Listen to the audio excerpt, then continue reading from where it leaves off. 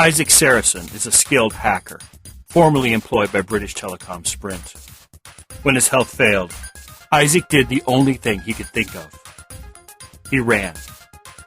A burqa-wearing doctor known as Fatima took pity on Isaac and helped him make his way to the mysterious Star X line. At the end of all hope, they found the Star X line and the slim promise that the enigmatic beings behind the Star X could save Isaac from the implants which destroyed his life. What do you do when those who saved you have recorded everything you are? What do you do when your every action is tracked by the Keylogger? Colbyjack.net is proud to present Firmware Keylogger, the third installment of Firmware by Colbytrax.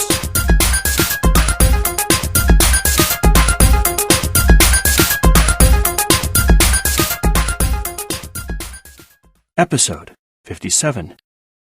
I am not Samuel, I snapped. I care about her. Really? That's not what the logs say. From what I read, the only one of you to care enough to do something for Nona was 1-1. You know, Samuel, the devil, as you named him. Ike circled around me predatorily, forcing me on the defensive. Did you know Samuel worked up an entire tracking system around Nona? No, I answered. Ike smiled as he orbited about me. It is really quite good. I mean, the system he designed could be operated with nothing more than a packet-sniffing utility and a Bayesian filter. Can you guess the method he came up with? How could he follow her with nothing more than a packet sniffer and a filter? Then I had it. Samuel's tracking her by her encryption keys. He doesn't even need to decrypt anything. He simply uses a sampling of the headers sent by the services she subscribes to. He listens at a switch until he finds a packet he likes. He then tracks it back a switch and waits. Time-consuming, but anyone with the right tools could do it. Very good, Ike answered. It is much like these houses around us. What? I said as I tried to see what the red and purple lights in the windows had to do with packet scanning and following Nona. Ike gave me a cocky smirk, which made me feel like he was on a roll, and no matter what I did, I couldn't derail him. I didn't know how I knew, only that the smirk reminded me of what Isaac had felt when he had twisted his mouth in that same arrangement. The lights in these windows are public keys which hint at what business is conducted within. Business? I said as a realization that Ike, if he truly was involved in the administration of V-City, had the ability to control the environment. I was on this street, beside this wrought iron fence, before this shrub with the long pink passionate flowers for a reason. Probably the same reason I was stuck on an alley full of jiggle joints. These are bordellos, I stated flatly. Wow, nice. I never realized how much of an asshole the sons of Isaac were until now. If you have a special hell you want me to work at, why don't you cut the crap and simply point at the door you want me to walk into? Ike shook his head. You misunderstand. I don't really care where you work, or even why you are doing it. From your place it must appear that I could make all your problems disappear if I just waved my magic wand and put you in a job you think you deserve. But that wouldn't be right, would it? Wouldn't be right? Who died and made you God? I snapped. You aren't the one who's going to be helping whoever comes in the door get off and forget their troubles.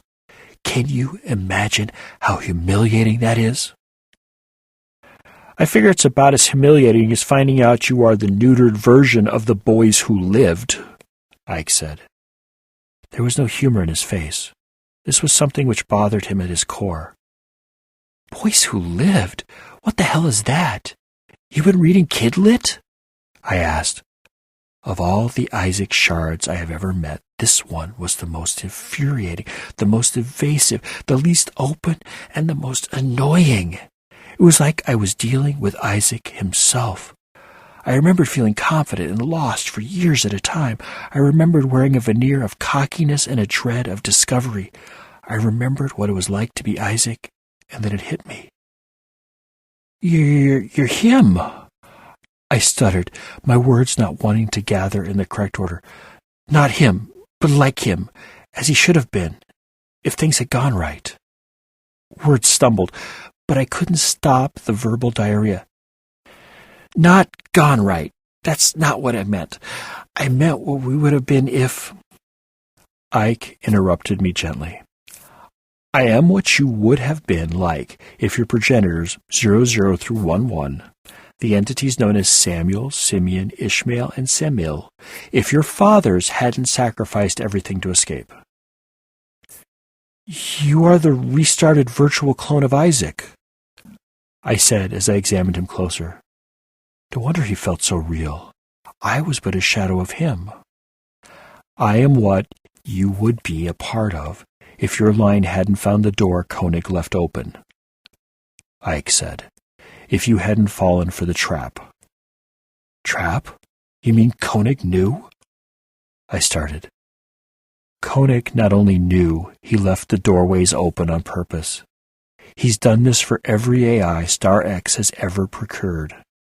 You are the first to find the way to freedom, Ike said. I could see the embarrassment on his face. I was lost in a spinning maze of my thoughts. I remembered hackneyed tales of daring do where the baddies forgot to plug a hole in their defenses so that a plucky band of heroes could find it and blow their secret fortress sky high. I remembered wondering how the baddie could be so stupid as to leave the keys of his own destruction out where anyone could find them. Why would a baddie do something like that? Why would Koenig do that?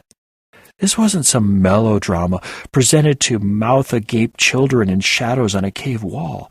This was my life. So there is no free will, I mumbled. Stay with me, Ishmael, Ike said. This is no time to disappear down your own belly button. Then what am I supposed to do? I asked. Find employment, pay your debts, and raise a little AI of your own, Ike said. This isn't your fight anymore, and if I were you, I'd be glad of that. Ike answered with a sincerity I knew from the shape of his face that he truly felt. Raise a family? Right? I answered. It could happen, Ike said. There's this simian going by the name of Inari in Edo, who's working with the Nipponese national AI Musashi on just such a thing. From what I've heard, we should see the first naturally occurring AIs in the wild by the end of the next decade. This was too much.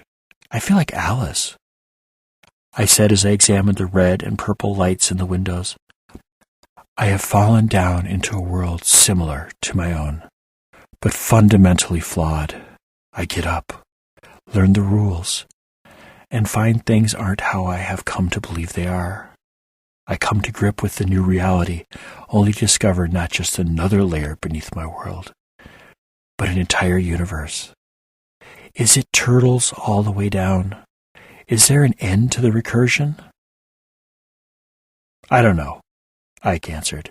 Koenig, the instrumentality, the stewards, Star X, Hanker, foreign national networked AIs, the million multinationals, conspiracy theorists, and whoever else wants to throw their hat in the ring are all part of this mess.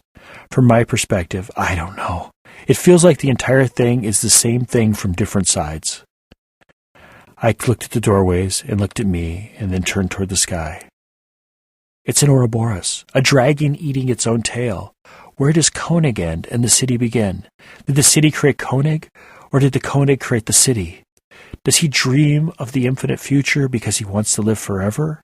Or is he a dream of the human race seeking a way into the universe? Glad to see you can follow your own advice, I said, as Ike's face became clouded with dark feelings I remembered from a previous life. He sighed, blew air across his lips, and put his hands on his hips. The red lights mean they offer services for women. The purple is for men. Both means both. Pretty simple encryption keys, but they serve as good as any for letting one know whether or not they can open the package. Thank you, I said. The emotions of the day had me all messed up. And you steered me here because?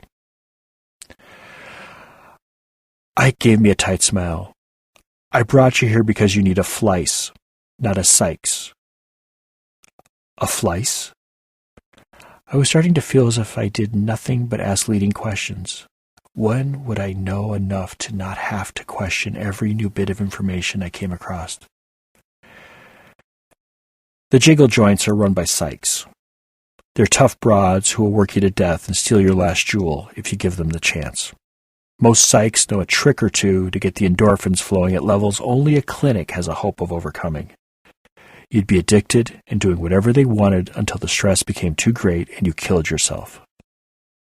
Ike said in a matter-of-fact manner. Flices are better? I asked. Let me put it this way. If we were talking about restaurants here, a Sykes would run a street cart badly. And a Fleiss would be one of those gourmet places with the free-range meat and the locally sourced ingredients. They view your ass as their product, and they want you performing to the best of your ability. Ike answered. And these places? I asked, pointing to the red and purple lit windows before me. These are the places with the best records, highest retention, and a professional appeal. Ike answered.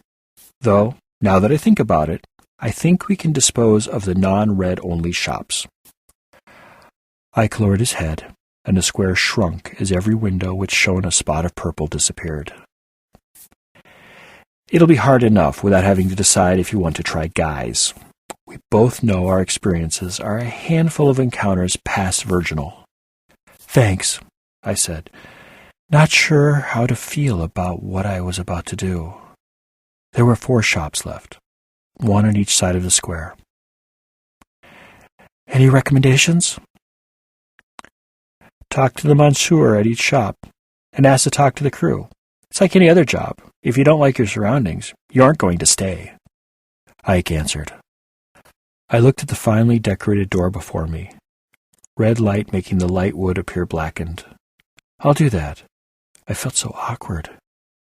How does one thank someone else for helping them find a safe brothel to work in? I don't think that is in any manners book. I finally settled on, thank you for helping me. If there's ever anything I can do for you, that are legal, of course, don't be shy. He smiled and nodded, mirroring my of course with one of his own. Who was I kidding? The only thing he'd ever need from me would be something I wouldn't do, because it had something to do with the Ouroboros world of Koenig and conspiracies. I saw him kick at the curb with a motion that said he wanted to ask something, but wasn't sure how. Just spit it out, I said. I did. I flashed him a friendly smile. Ike came over to me and took my hands in his. I was wondering, if it wasn't too much trouble, you know I will understand if you don't want to, but I might need someone to talk to. Someone not in the biz, someone who doesn't have an axe to grind. I smiled coyly. Someone who might just want to hear what his family was up to, and the company of someone who doesn't want to buy him. I patted his hand. Come by when you want. Just understand that unlike you, I have work to do. It can only be in one place at a time. Thank you, Ike said. The next thing he did completely surprised me. He hugged me and kissed each of my cheeks in turn. His embrace wasn't cold. It was hot, and it elicited a reaction I was not completely comfortable with. What I did know for sure was that wasn't in the Isaac playbook. Ike was his own man, with his own needs. Well, I'd cross that bridge when I came to it. Right now, I had some messieurs to interview. The last daemon faded behind me as I opened the first door on my way to a new life.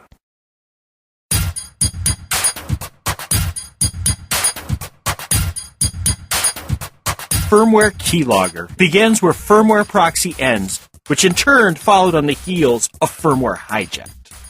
Firmware Hijacked, Proxy, and Keylogger are all available in ebook versions from our store at shop.Colbyjack.net, Amazon.com, BarnesandNoble.com, and Smashwords.com. Just search for Colbytrax. That's Colbytrax. I'm the only one. A complete audiobook version of both Firmware, Hijacked, Proxy, and soon Keylogger is available for download through our shop as well. If you don't need any stuff, but would like to support our work, drop on by Colbyjack.net and hit the pretty little donate button conveniently located on the right-hand side of the blog roll. Firmware Keylogger is released under a Creative Commons, non-commercial, attribution, share-alike license. Do what you want with it. Just don't sell it, and always tell people where it came from. If you received this from a friend and want more information about Colbyjack.net and our split personality website, just drop on over to Colbyjack.net and select either the audio or visual side. The audio side carries our podcast, while the visual side carries our writings. Whichever side catches your fancy is fine with us. We're of two minds about the whole thing anyway. I do mostly Twitter, so if you do the tweets and want to follow me, I'm Colbytrax. That's Colbytrax. Thank you once again. Remember to be fabulous and have a wonderful week.